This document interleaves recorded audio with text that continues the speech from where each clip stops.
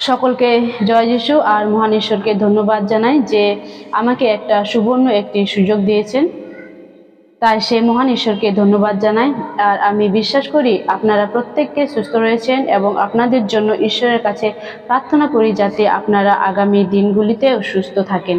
চলুন তাহলে শুরু করা যাক আজকের প্রচার। আর আজকের জন্য যে বিষয় আমার রয়েছে যে একটি খ্রিস্ট বিশ্বাসীর জন্য আজকের প্রচার অত্যন্ত গুরুত্বপূর্ণ। সেই প্রচারে যাওয়ার আগে আমরা এই সময়ে চারিদিকে যদি দেখি বা কলকাতার দিকে যাই ও দেখি আর একটা পবিত্র বা একটি আনন্দের উৎসব আমরা দেখতে পাই আজকের দিনে। আর সেই উৎসবে দেখতে পাই যে বিভিন্ন রকমের রাখি। আমরা জানি প্রত্যেককেই যে আজ হলো সেই রাখি বন্ধন। আর সেই জন্যই এ সমাজে দেখতে পাই যে বিভিন্ন রকমের ছোট বড় সুন্দর সুন্দর ডিজাইনের পরে থাকা সেই রাখি আমরা দেখতে পাই। যাই হোক, আজকে এই বিষয়ে প্রচার করতে এসেছি বা এ বিষয়ে বলছি, মানে এটা না যে আমি ওটাকে পছন্দ করি না, ওটাকে ঘৃণা করি বা খারাপভাবে বিচার, তা নয়। সত্যি কথা বলতে এই যে আমরা ভারতবর্ষতে বাস করি, আর সত্যি এই ভারতবর্ষ এর জন্যই এত সুনাম, যেখানে সর্বধর্মীয় মানুষ বাস করে, সর্বজাতীয় মানুষ বাস করে, আর শান্তিতে সকলে মিলে বাস করে। হিংসার কোনো জায়গা নেই বা ওটাকে নিয়ে বিরোধিতার কোনো জায়গা নেই। কিন্তু হ্যাঁ, আজকে আমি এই বিষয়টি নিয়ে বলতে চাই শুধুমাত্র যারা আমরা খ্রিস্টীয় বিশ্বাসী রয়েছি,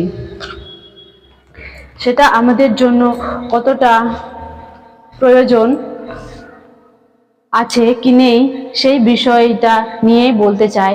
আর সেই জন্যই আজকের আমার প্রচারের বিষয় যেটা রয়েছে আর সেটি হলো একজন খ্রিস্টীয় বিশ্বাসী কি রাখি বন্ধন পালন করতে পারে। চলুন তাহলে প্রথমে আমরা দেখে নিই সেই ঈশ্বরের বাক্য থেকে যে ঈশ্বরের বাক্য এই বিষয়ে আমাদের কি বলে। এফেসীয় 4:17 পদ। আর এখানে বলছে, অতএব আমি এই বলিতেছি ও প্রভুত্বে দৃঢ়রূপে আদেশ করিতেছি, তোমরা আর পরজাতীয়দের ন্যায় চলিও না, তাহারা আপন আপন মনের অসারভাবে চলে। তাহলে প্রথমে আমরা দেখে নিই যে এই রাখি বন্ধন উৎসবটি কাদের, সর্বধর্মীয় মানুষদের জন্য না এটা কোনো হিন্দুদের একটা উৎসব। যদি আমরা সেই মহাভারতে দেখি আর সেখান থেকে আমরা অনেক তথ্য সেখান থেকে আমরা জানতে পারি যে এই রাখির সৃষ্টি কোথা থেকে, এই রাখি কোথা থেকে কেন শুরু হয়েছে। এই মহাভারত থেকে আমরা অনেক তথ্য জানতে পারি। আর মহাভারতে আছে একটি গল্প, আর সেই গল্পে একটি যুদ্ধ রয়েছে। আর সেই যুদ্ধে কৃষ্ণের কবজিতে আঘাত লাগে এবং রক্তপাত হয়। এবং রক্তপাত শুরু হলে পাণ্ডবদের স্ত্রী দ্রৌপদী তার শাড়ির আঁচলের খানিকটা ছিঁড়ে কৃষ্ণের হাতে বেঁধে দেয়।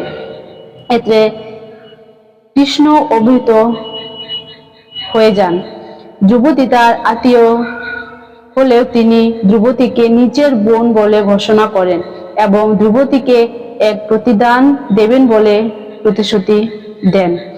বহু বছর পরে বাসা খেলায় গৌরবরা দ্রৌপদীকে অপমান করে তার বস্ত্র হরণ করতে গেলে কৃষ্ণ দ্রৌপদীর সম্মান রক্ষা করেন, সেই প্রতিদান দেন। এইভাবেই রাখি বন্ধনের প্রচলন শুরু হয়। তাই এখান থেকে আমরা জানতে পারি একটা হিন্দুদের একটা অনুষ্ঠান বা উৎসব। তাই আমাদের ঈশ্বর অবশ্যই এই সমাজের যে সংস্কৃতি রয়েছে অবশ্যই আমাদের সেইগুলো পালন করতে বলেছে। অবশ্যই আমরা পালন করতে পারি, কিন্তু হ্যাঁ, অন্য কোনো ধর্মীয় সংস্কৃতি সেটা আমরা পালন করতে পারি না, কেননা সেটা ঈশ্বর আমাদের রায় দেয় না। আর আমরা এই গল্প থেকে জানতে পারি যে এটা এই সমাজের সংস্কৃতি নয়, এটা একটা ধর্মীয় সংস্কৃতি। এখন আমাদের কাছে প্রশ্ন হতে পারে, তাহলে কেন এত প্রচলন, কেন সবাই পালন করছে।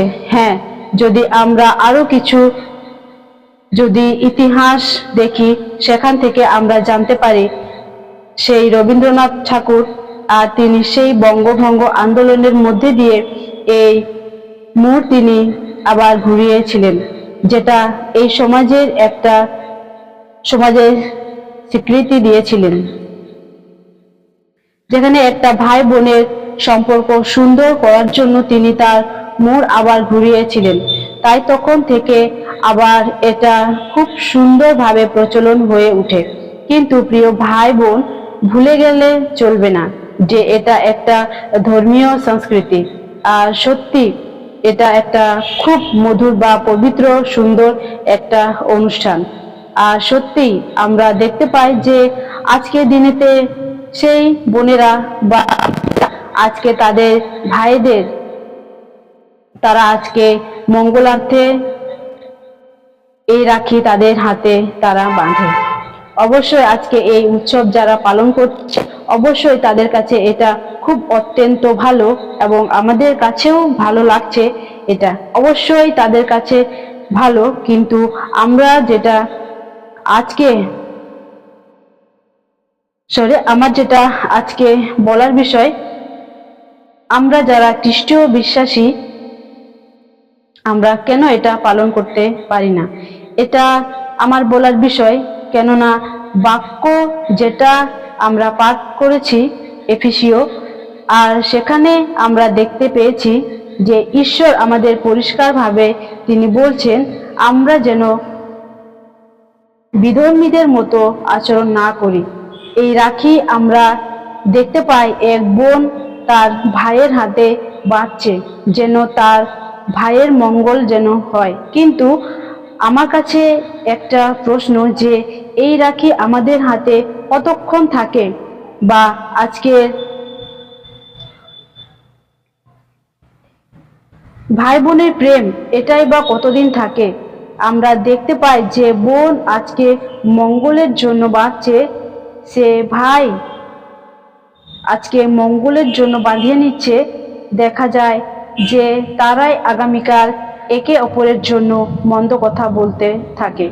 আবার এটাও দেখা যায় যে এই রাখি কিছুদিন হাতে থাকার পর আবার হাত থেকে খুলেও পড়ে যায়, ছিঁড়েও চলে যায়। আর তাই আমরা যারা খ্রিস্টীয় বিশ্বাসী, যারা ঈশ্বরকে বিশ্বাস করি, যারা ঈশ্বরকে আমরা ভালোবাসি, ঈশ্বর আমাদের মঙ্গল করবেন, তিনি আমাদের সারা জীবন রক্ষা করবেন। তাই আমরা রাখিতে বিশ্বস্ত নই, আমরা ঈশ্বরে বিশ্বস্ত। ঈশ্বর সর্বদাই তিনি আমাদের সঙ্গে সঙ্গে রয়েছেন। ঈশ্বর আমাদের প্রত্যেককে আশীর্বাদ করুন। জয় যিশু।